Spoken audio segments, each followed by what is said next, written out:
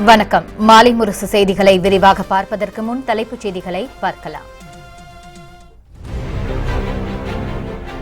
கருணாநிதியின் உடல்நிலை சீராக இருப்பதாக மு.க. ஸ்டாலின் பேட்டி.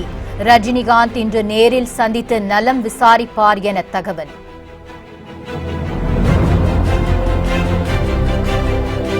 உள்ளாட்சி தேர்தல் நடத்தாததை எதிர்த்து தொடரப்பட்ட வழக்கு சென்னை உயர்நீதிமன்றத்தில் இன்று தீர்ப்பு.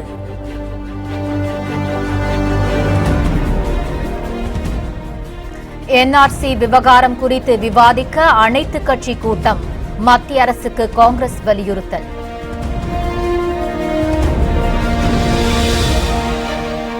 பன்னிரண்டு வயதுக்குட்பட்ட சிறுமிகளை பலாத்காரம் செய்தால் மரண தண்டனை. சட்ட திருத்த மசோதா அனைத்து கட்சி ஆதரவோடு மக்களவையில் நிறைவேற்றம்.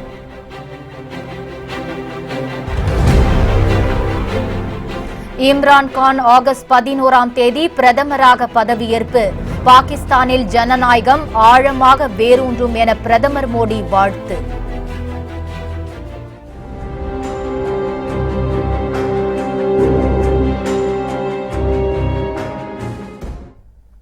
கருணாநிதியின் உடல்நிலை சீராக உள்ளதாக திமுக செயல் தலைவர் மு.க. ஸ்டாலின் தெரிவித்துள்ளார். உடல்நலக்குறைவு காரணமாக சென்னை காவிரி மருத்துவமனையில் அனுமதிக்கப்பட்டுள்ள திமுக தலைவர் கருணாநிதிக்கு தீவிர சிகிச்சை அளிக்கப்பட்டு வருகிறது. அவரது உடல்நிலையை மருத்துவர்கள் தொடர்ந்து கண்காணித்து வருகின்றனர். இந்த நிலையில் காவிரி மருத்துவமனை வளாகத்தில் செய்தியாளர்களை சந்தித்த மு.க. ஸ்டாலின் கருணாநிதியின் உடல்நிலை சீராக உள்ளதாக தெரிவித்தார். மருத்துவர்களின் தீவிர கண்காணிப்பில் இருப்பதாகவும் அவர் கூறினார். நேற்றைய தினம் காவேரி மருத்துவமனை நேற்று இரவு வெளியிட்டிருக்கக்கூடிய அறிக்கையின் அடிப்படையில் தொடர்ந்து அதே நிலை நீடித்துக் கொண்டிருக்கிறது. தொடர்ந்து தலைவர் கலைஞர் அவர்கள் தீவிர கண்காணிப்பில் மருத்துவர்கள் தொடர்ந்து அவரை கவனித்துக் கொண்டிருக்கிறார்கள்.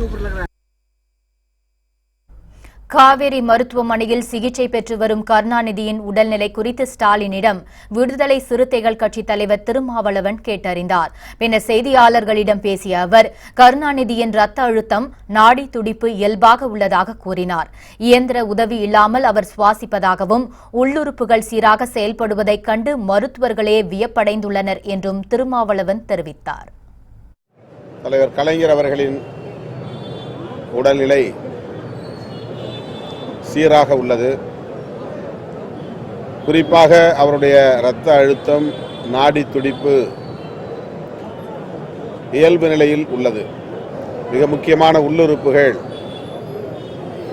மிகச்சிறப்பாகவே இயங்கிக் கொண்டிருக்கிறது என்பதுதான் கலைஞரின் வில் பவர் என்று மருத்துவர்கள் வியப்படைகிறார்கள். தலைவர் கலைஞர் அவர்களின் உடல் நலம் மிகவும் சீராக இருக்கிறது என்பது ஆறுதல் அளிக்கிறது. அவர் பூரண குணம் பெற்று மீண்டு வருவார் என்கிற நம்பிக்கை உள்ளது. இதனிடையே திமுக தலைவர் கருணாநிதியின் உடல்நலம் குறித்து முன்னாள் ஜனாதிபதி பிரணாப் முகர்ஜி நலம் விசாரித்துள்ளார். தொலைபேசியில் மு.க. ஸ்டாலினை தொடர்பு கொண்டு கேட்டறிந்ததாக கூறப்படுகிறது. டேராடூனிலிருந்து விமானம் மூலம் இன்று சென்னை வரும் நடிகர் ரஜினிகாந்த் திமுக தலைவர் கருணாநிதியை நேரில் சந்தித்து உடல்நலம் விசாரிப்பார் என்று கூறப்படுகிறது. கார்த்திக் சுப்புராஜ் இயக்கத்தில் நடிகர் ரஜினிகாந்த் நடிக்கும் படத்தின் முதல் கட்ட படப்பிடிப்பு டார்ஜிலிங்கில் நடந்து வந்த நிலையில் இரண்டாம் கட்ட படப்பிடிப்பு டேராடூனில் நடந்து கொண்டிருக்கிறது. இதற்கிடையே உடல்நலம் பாதிக்கப்பட்ட திமுக தலைவர் கருணாநிதி சென்னை காவிரி மருத்துவமனையில் அனுமதிக்கப்பட்டு சிகிச்சை பெற்று வருகிறார். தினமும் பல்வேறு அரசியல் கட்சித் தலைவர்களும் முக்கிய பிரமுகர்கள் காவிரி மருத்துவமனைக்கு நேரில் சென்று கருணாநிதியின் உடல்நலம் குறித்து விசாரித்து வருகின்றனர். இந்நிலையில் கருணாநிதியின் உடல்நலம் குறித்து நடிகர் ரஜினிகாந்த் திமுக செயல் தலைவர் ஸ்டாலினிடம் தொலைபேசி மூலம் விசாரித்தார். தற்போது டேராடூனில் நடைபெற்று வரும் படப்பிடிப்பில் கலந்து கொண்டுள்ள நடிகர் ரஜினிகாந்த் விமானம் மூலம் இன்று சென்னை வருவார் என்று எதிர்பார்க்கப்படுகிறது. இதையடுத்து காவிரி மருத்துவமனை செல்லும் நடிகர் ரஜினிகாந்த் திமுக தலைவர் கருணாநிதியின் உடல்நலம் குறித்து விசாரிப்பார் என்று கூறப்படுகிறது.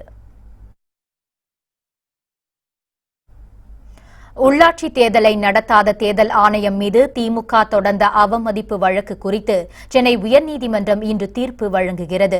தமிழக உள்ளாட்சி பிரதிநிதிகளின் பதவிக்காலம் கடந்த 2016ஆம் ஆண்டு அக்டோபர் மாதத்துடன் முடிவடைந்தது. ஆனால் பழங்குடியின இடஒதுக்கீடு காரணமாக உள்ளாட்சி தேர்தல் தள்ளி வைக்கப்படுவதாக அறிவிக்கப்பட்டது. இதனையடுத்து கடந்த 2017ஆம் ஆண்டு நவம்பர் மாதத்திற்குள் உள்ளாட்சி தேர்தலை நடத்தி முடிக்க மாநில தேர்தல் ஆணையத்திற்கு சென்னை உயர்நீதிமன்றம் உத்தரவிட்டது. ஆனால் தற்போது வரை தேர்தல் நடத்தப்படவில்லை.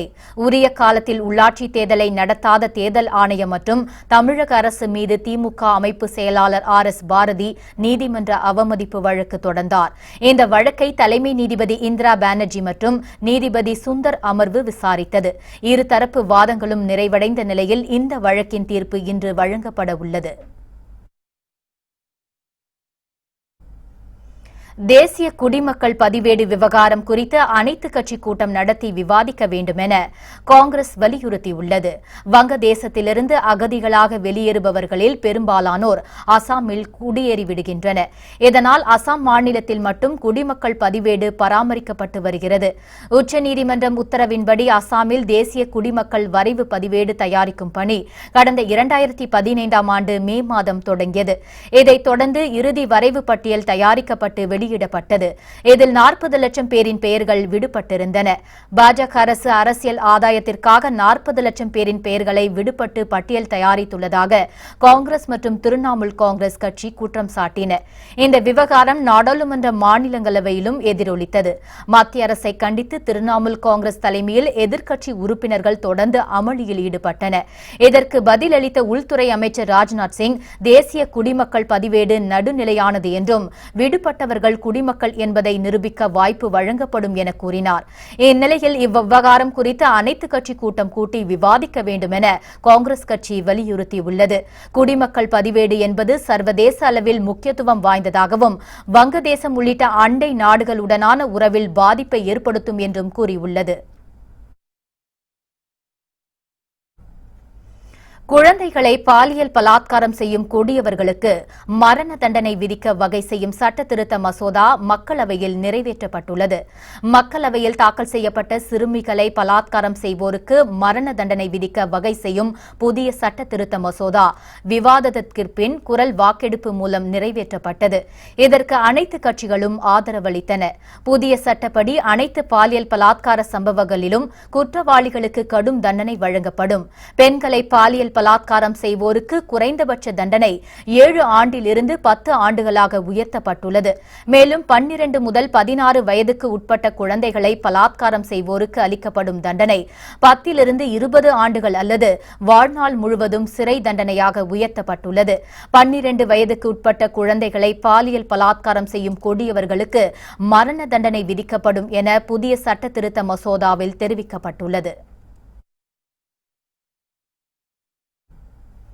பாகிஸ்தான் தேர்தலில் வெற்றி பெற்று ஆட்சி அமைக்க உள்ள இம்ரான்கானுக்கு பிரதமர் மோடி வாழ்த்து தெரிவித்துள்ளார். பாகிஸ்தானில் கடந்த 25ஆம் தேதி நடைபெற்ற இம்ரான்கான் கட்சி 116 இடங்களில் வெற்றி பெற்றுள்ளது. இதனையடுத்து சிறிய கட்சிகளுடன் கூட்டணி அமைத்து இம்ரான்கான் பாகிஸ்தானில் ஆட்சி அமைக்கிறார். ஆகஸ்ட் மாதம் 11ஆம் தேதி இம்ரான்கான் பாகிஸ்தான் பிரதமராக பதவியேற்பார் என இஸ்லாமாபாத்தில் இருந்து வரும் தகவல்கள் தெரிவிக்கின்றன. பதவியேற்புக்கான ஏற்பாடுகளும் நடைபெற்று வருகின்றன. இந்த நிலையில் பாகிஸ்தான் பிரதமராக பதவியேற்க உள்ள இம்ரான்கானுக்கு பிரதமர் மோடி தொலைபேசி மூலம் வாழ்த்து தெரிவித்துள்ளார். அப்போது பாகிஸ்தானில் ஜனநாயகம் ஆழமாக வேரூன்றும் என அவர் நம்பிக்கை தெரிவித்தார். மேலும் பாகிஸ்தானில் அமைதி மேம்பாடு குறித்த தனது கருத்தையும் பிரதமர் மோடி வெளிப்படுத்தினார் என மத்திய வெளியுறவுத்துறை தெரிவித்துள்ளது. கேரளாவில் இடுக்கி அணை முழு கொள்ளளவை எட்டி வருவதை அடுத்து மாநில பேரிடர் ஆணையம் ஆரஞ்ச் எச்சரிக்கை நோட்டீஸ் வெளியிட்டுள்ளது. கேரள மாநிலத்தில் பெரியாற்றின் குறுக்கே கட்டப்பட்டுள்ள இடுக்கி அணை ஆசியாவிலேயே கட்டப்பட்ட வளைவு அணைகளில் மிகப்பெரியதாகும். 2404 அடி உயரம் கொண்ட இடுக்கி அணையில் தற்போது நீர்மட்டம் 2395 அடியாக உள்ளது. நீர்மட்டம் தொடர்ந்து உயர்ந்து வரும் நிலையில் கேரள மாநில பேரிடர் ஆணையம் ஆரஞ்ச் எச்சரிக்கை விடுத்துள்ளது.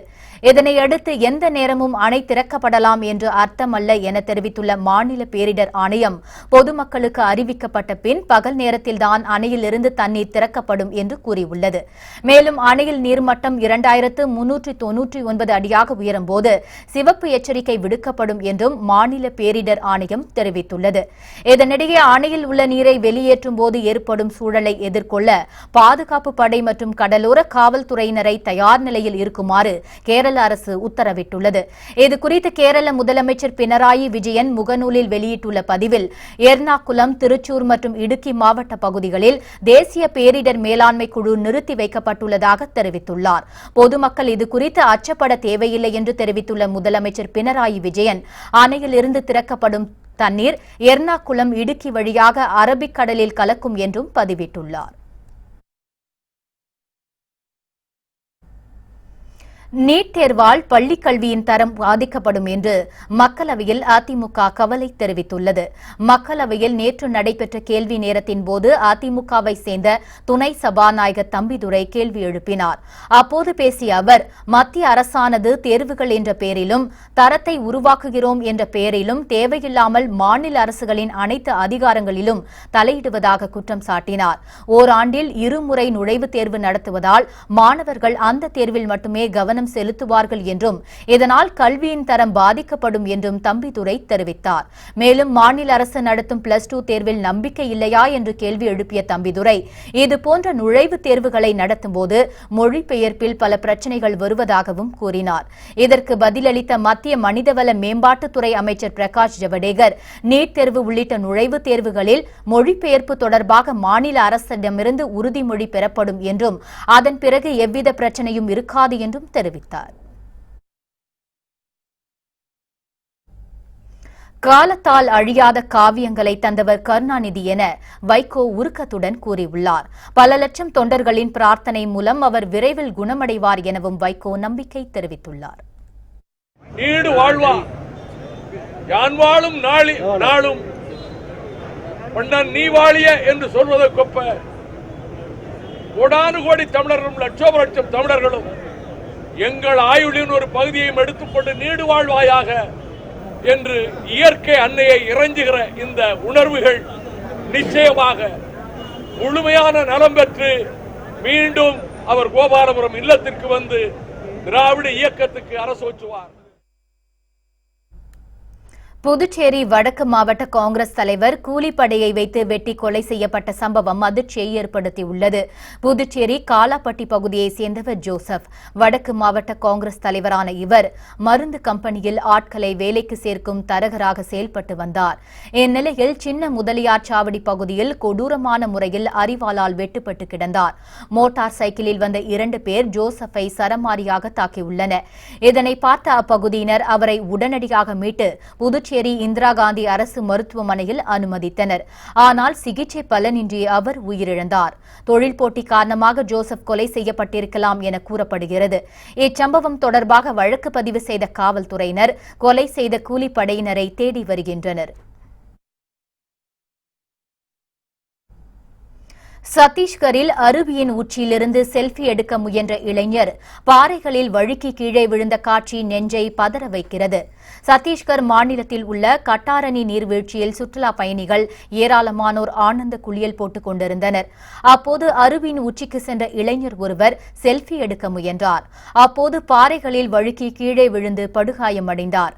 அவர் உடனடியாக ராய்ப்பூர் மருத்துவமனைக்கு அழைத்து செல்லப்பட்டார். அந்த இளைஞர் அருவியின் உச்சியிலிருந்து கீழே விழும் காட்சி பார்ப்போர் நெஞ்சை பதற வைக்கிறது.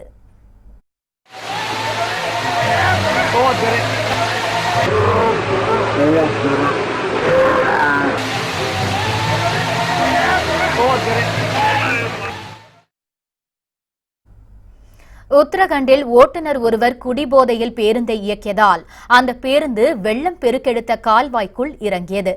உத்தரகண்ட் மாநிலத்தில் பெய்து வரும் கனமழை காரணமாக காவுலா ஆற்றில் வெள்ளப்பெருக்கு ஏற்பட்டுள்ளது. இதனால் அனைத்து கால்வாய்க்கும் தண்ணீர் திறந்துவிடப்பட்டுள்ளது.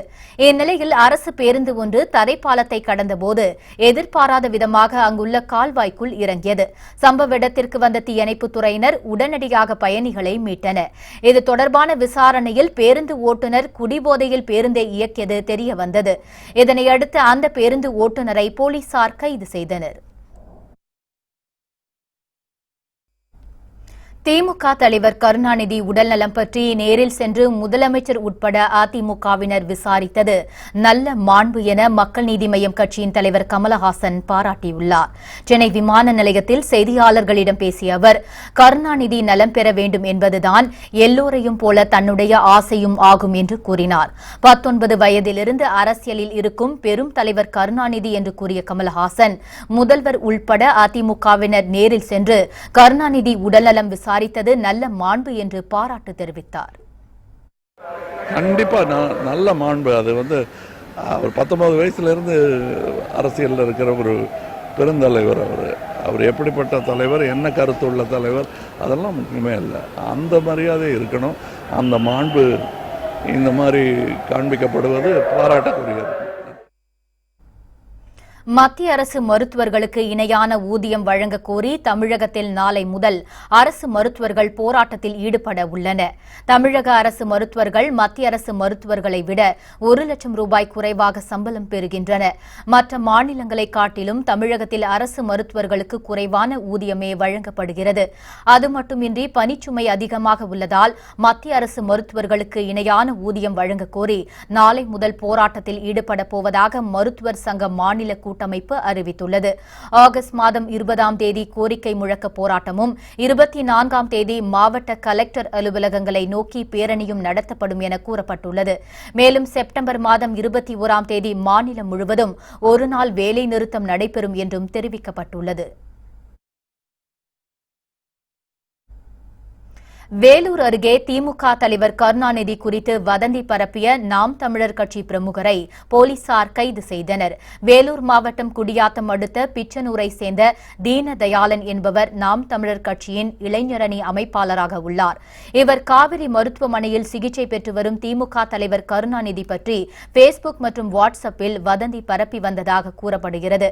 இதுகுறித்து திமுக தகவல் தொழில்நுட்ப பிரிவு சார்பில் அளிக்கப்பட்ட புகாரின் அடிப்படையில் குடியாத்தம் டவுன் போலீசார் நாம் தமிழர் கட்சி பிரமுகர் தீனதயாளனை கைது செய்தனர். மேச்சேரி அருகே 12 வயது சிறுமியை பாலியல் பலாத்காரம் செய்த இளைஞரை போலீசார் போக்சோ சட்டத்தில் கைது செய்து சிறையில் அடைத்தனர். சேலம் மாவட்டம் மேட்டூர் அடுத்த மேச்சேரி பகுதியைச் சேர்ந்தவர் சுந்தரராஜன். அதே பகுதியைச் சேர்ந்த 12 வயது சிறுமியை வனப்பகுதிக்கு கடத்தி சென்று பாலியல் பலாத்காரம் செய்துள்ளான். பின்னர் சிறுமியை கிராமத்தில் கொண்டு வந்து விட்டு சென்றுள்ளான். இது தொடர்பாக சிறுமியின் பெற்றோர் காவல் நிலையத்தில் புகார் அளித்ததை அடுத்து சுந்தரராஜனை கைது செய்த போலீசார் போக்சோ சட்டத்தின் கீழ் சிறையில் அடைத்தனர். பாதிக்கப்பட்ட சிறுமி மருத்துவ பரிசோதனைக்காக அரசு மருத்துவமனையில் அனுமதிக்கப்பட்டுள்ளார். அரூர் அருகே பள்ளியில் விளையாடிக் கொண்டிருந்த 11ஆம் வகுப்பு மாணவன் மயங்கி விழுந்து உயிரிழந்த சம்பவம் பெரும் அதிர்ச்சியை ஏற்படுத்தியுள்ளது. தருமபுரி மாவட்டம் அரூர் அடுத்த தொட்டம்பட்டி பகுதியில் தனியார் மெட்ரிக் பள்ளி ஒன்று செயல்பட்டு வருகிறது. இப்பள்ளியில் 11ஆம் வகுப்பு படிக்கும் மாணவன் ஜெயக்குமார் பள்ளி மைதானத்தில் விளையாடிக் கொண்டிருந்த போது திடீரென மயங்கி விழுந்துள்ளான். ஆசிரியர்கள் அவனை அரூர் அரசு மருத்துவமனைக்கு அழைத்து சென்றனர். அங்கு மாணவன் ஏற்கனவே உயிரிழந்து விட்டதாக மருத்துவர்கள் தெரிவித்தனர். இதனால் ஆத்திரமடைந்த பெற்றோர் மற்றும் உறவினர்கள் சாலை மறியலில் ஈடுபட்டனர். அதிகாரிகளின் பேச்சுவார்த்தைக்கு பின் போராட்டம் விலக்கிக் கொள்ளப்பட்டது. மாணவன் மர்ம மரணம் தொடர்பாக போலீசார் தீவிர விசாரணை மேற்கொண்டு வருகின்றனர். கர்நாடகாவில் கிருஷ்ணராஜசாகர், கபினி ஆகிய அணைகளுக்கு நீர்வரத்து குறைந்ததால் காவிரியில் தமிழகத்துக்கு திறக்கப்பட்ட நீரின் அளவு வெகுவாக குறைக்கப்பட்டுள்ளது. கடந்த சில தினங்களாக காவிரி நீர்பிடிப்பு பகுதிகளில் மழைப்பொழிவு குறைந்ததால் அணைகளுக்கு நீர்வரத்து குறைந்தது. இதனால் காவிரியில் தமிழகத்துக்கு திறக்கப்படும் நீரின் அளவு வெகுவாக குறைக்கப்பட்டது. நேற்று மாலை 6 மணி நிலவரப்படி கிருஷ்ணராஜசாகர் அணையின் நீர்வரத்து வினாடிக்கு 16,693 கன அடியாக இருந்தது. அணையிலிருந்து 18,056 கன அடி நீர் திறக்கப்பட்டது. கபினி அணையின் நீர்வரத்து 17,044 கன அடியாக இருந்தது. அணையிலிருந்து 16,200 கன அடி நீர் திறக்கப்பட்டது. இரு அணைகளில் இருந்து மொத்தம் 34,000 கன அடி நீர் திறக்கப்பட்டுள்ளதால் மேட்டூர் அணைக்கு செல்லும் நீரின் அளவு வெகுவாக குறைந்துள்ளது. புதுக்கோட்டை அருகே கடையக்குடி கிராமத்தில் குதிரை எடுப்பு விழா சிறப்பாக நடைபெற்றது. புதுக்கோட்டை மாவட்டத்தில் உள்ள கடையக்குடி கிராமத்தில் மிகவும் பிரசித்தி பெற்ற மாரியம்மன் கோவில் உள்ளது. இங்கே ஆடி மாதத்தை முன்னிட்டு ஐயனார் கோவில் குதிரை எடுப்பு விழா சிறப்பாக நடைபெற்றது. சுற்றுவட்டார கிராமங்களிலிருந்து 1000க்கும் மேற்பட்ட குதிரை சிலைகள் ஊர்வலமாக கொண்டுவரப்பட்டு கோவிலை வந்தடைந்தன. பிறகு ஐயனாருக்கு சிறப்பு தீபாராதனை காட்டப்பட்டது. இவ்விழாவில் ஏராளமானோர் பங்கேற்றனர். திருச்செந்தூர் ஐயா வைகுண்டர் கோவில் தேரோட்ட விழாவில் திரளான பக்தர்கள் கலந்து கொண்டு சுவாமி தரிசனம் செய்தனர். திருச்செந்தூர் கடற்கரையோரம் அமைந்துள்ள ஐயா வைகுண்டர் கோவிலின் 186வது ஆடி திருவிழா கடந்த 20ஆம் தேதி கொடியேற்றத்துடன் தொடங்கியது. விழா நாட்களில் புஷ்ப வாகனம், கருட வாகனம் உள்ளிட்ட வாகனங்களில் ஐயா வைகுண்டர் பவனி வந்தார். இந்நிலையில் ஆடி திருவிழாவின் முக்கிய நிகழ்ச்சியான 11ஆம் நாள் தேரோட்டம் வெகு விமர்சையாக நடைபெற்றது. ஐயா வைகுண்டர் தேரில் அவதார பதியை சுற்றி வந்து பக்தர்களுக்கு காட்சியளித்தார். அப்போது திரளான பக்தர்கள் சுருள் வைத்து வழிபட்டனர். சீர்காழி அருகே நடைபெற்ற கந்தூரி விழாவில் ஏராளமானோர் கலந்து கொண்டனர். நாகை மாவட்டம் சீர்காழியை அடுத்துள்ள திருமுல்லை வாசலில் நபிகள் நாயகத்தின் வம்சாவழி பேரனான ஜமாலியா சையது யாசின் மௌலானா தர்கா அமைந்துள்ளது. இங்கே ஆண்டுதோறும் கந்தூரி விழா நடைபெறுவது வழக்கம். அதன்படி நேற்று கந்தூரி விழாவை முன்னிட்டு நடைபெற்ற சந்தனக்கூடு நிகழ்ச்சியில் தமிழகம் மட்டுமின்றி இலங்கை, லண்டன், துபாய் உள்ளிட்ட வெளிநாடுகளில் இருந்தும் ஏராளமானோர் கலந்து கொண்டனர். குர்ஆனுக்கு அடுத்தபடியாக இஸ்லாமிய உலகம் போட்டுகின்ற புகாரி ஷெரீப் எனும் நபி மொழி தொகுப்பிற்கு அரபி மொழியிலே விரிவுரை எழுதியவர்கள். இவர்களின் நினைவு தின விழாதான் இன்று 54வது நினைவு தின விழா இன்று கொண்டாடப்படுகின்றது. தமிழகத்தின் பல பகுதிகளிலிருந்தும் இன்று இலங்கை மற்றும் இலங்கையிலிருந்து குறிப்பாக இந்த ஆண்டு அதிகமானோர் வந்து கலந்திருக்கின்றார்கள். மிகச் சிறப்பிற்குரிய இந்த விழா மக்கள் அனைவரின் நாட்டங்களையும் அவர்களின் நேர்ச்சைகளையும் அவர்களின் ஆசைகளையும் பூர்த்தி செய்யக்கூடிய விழாவாக அமைந்திருப்பதனால் ஆண்டுதோறும் இங்கு கூட்டம் பெருகிக் கொண்டே செல்லுகின்றது. அனைவரும் இதனால் பயனடைகின்றார்கள். மேட்டூர் அணையிலிருந்து திறந்துவிடப்படும் உபரி நீரால் வீராணம் ஏரி வேகமாக நிரம்பி வருகிறது. கடலூர் மாவட்டம் காட்டுமன்னார்கோவில் அருகே அமைந்துள்ளது வீராணம் ஏரி. இந்த வீராணம் ஏரியின் மூலம் 45,000 ஏக்கர் விளை நிலங்கள் பாசன வசதி பெறுகின்றன. மேலும் சென்னை மக்களின் குடிநீர் தேவைக்காகவும் வீராணம் ஏரியிலிருந்து நீர் திறக்கப்படுகிறது. இந்நிலையில் கர்நாடகாவில் பெய்து வந்த கனமழை காரணமாக காவிரியில் நீர் திறக்கப்பட்டு மேட்டூர் அணை முழுவதுமாக நிரம்பியது. இதனைத் தொடர்ந்து மேட்டூர் அணைக்கு வரும் உபரி வெளியேற்றப்பட்டு தஞ்சை கீழணை நிரம்பியது. இதனையடுத்து 2,200 கன அடி நீர் வீராணம் ஏரிக்கு திறந்து விடப்படுகிறது. வீராணம் ஏரியின் முழு கொள்ளளவான 47.50 அடியில் தற்போது 39.50 அடியை எட்டியுள்ளதால் விரைவில் வீராணம் ஏரி நிரம்பும் என எதிர்பார்க்கப்படுகிறது. ஸ்டெர்லைட் போராட்டம் தொடர்பாக பொதுமக்கள் மீது போடப்பட்டுள்ள வழக்குகளை தள்ளுபடி செய்ய வேண்டும் என ஸ்டெர்லைட் எதிர்ப்பு மக்கள் இயக்கம் வலியுறுத்தியுள்ளது. தூத்துக்குடி மாவட்ட ஆட்சியர் சந்தீப் நந்தூரியிடம் மனு அளித்த பிறகு செய்தியாளர்களிடம் பேசிய ஸ்டெர்லைட் எதிர்ப்பு மக்கள் இயக்கத்தினர் வேதாந்தா நிறுவனத்திற்கு எதிராக துண்டு பிரசுரங்கள், சுவரொட்டிகள், கூட்டங்களை நடத்த காவல்துறையினர் அனுமதி வழங்குவதில்லை என குற்றம் சாட்டினார். ஸ்டெர்லைட் ஆலைக்கு ஆதரவாக மாவட்ட நிர்வாகம் மற்றும் காவல்துறை செயல்படுகிறது எனவும் அவர்கள் தெரிவித்தனர். போராட்டம் தொடர்பாக பொதுமக்கள் மீதான வழக்குகளை தள்ளுபடி செய்ய வேண்டும் என ஸ்டெர்லைட் எதிர்ப்பு மக்கள் இயக்கத்தினர் வலியுறுத்தினர். எங்களுடைய மாவட்ட ஆட்சித்தலைவரை சந்திப்பதற்கு கூட கூட்டங்களுக்கு பெர்மிஷன் இருக்கிற மாதிரி இனிமேல் நாங்கள் கோர்ட்டுக்கு போய் அனுமதி பெற்றுத்தான் எங்களுடைய மாவட்ட ஆட்சியரை சந்திக்க முடியுமா? அந்த அளவுக்கு இழிநிலைக்கு இந்த மாவட்டம் இறங்கிவிட்டதா என்பது எங்களுக்கு வேதனை தரும், வலிக்கும் ஒரு உண்மையாக இருக்கின்றது. அரசாணை போட்டிருக்கு, நீதிமன்றங்கள் பல தீர்ப்புகளை அதற்கு எதிராக வழங்கி இருக்கின்றது. இருந்த போதும் அவர்கள் நடத்துகின்றோம், நடத்துவோம், நடத்தி கொண்டிருக்கின்றோம் என்பது போதுல சவடால செய்திகளை வெளியிட்டு இருக்கிறாங்களே, அதன் அர்த்தம் என்ன? மக்களுக்கு உண்மை தெரிய வேண்டும். அந்த கருத்தை வலியுறுத்துவதற்காக தான் சந்திக்கிறதா.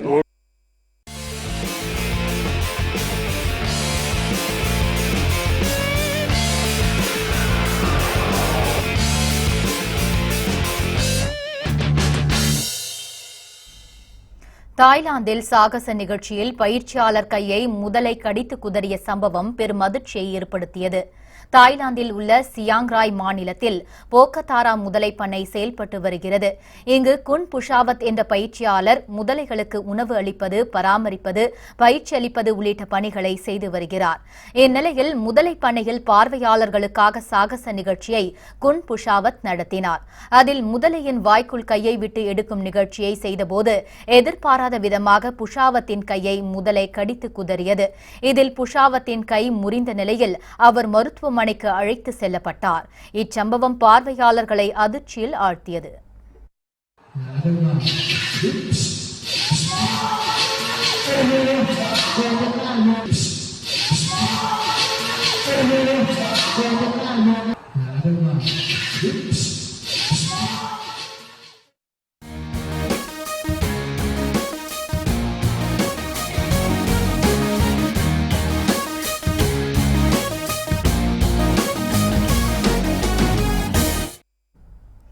அட்லாண்டா ஓபன் டென்னிஸ் போட்டியில் அமெரிக்க வீரர் ஜான் இஸ்னர் 5வது முறையாக சாம்பியன் பட்டத்தை கைப்பற்றி அசத்தியுள்ளார்.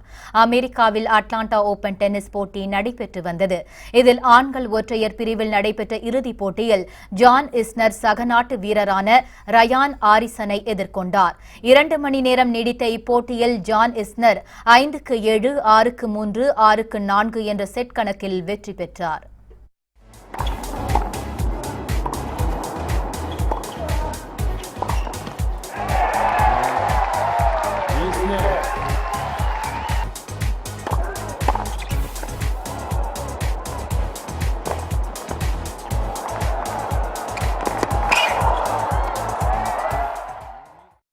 இந்த வெற்றியின் மூலம் ஜான் இஸ்னர் அட்லாண்டா ஓபன் பட்டத்தை 5வது முறையாக கைப்பற்றி அசத்தியுள்ளார்.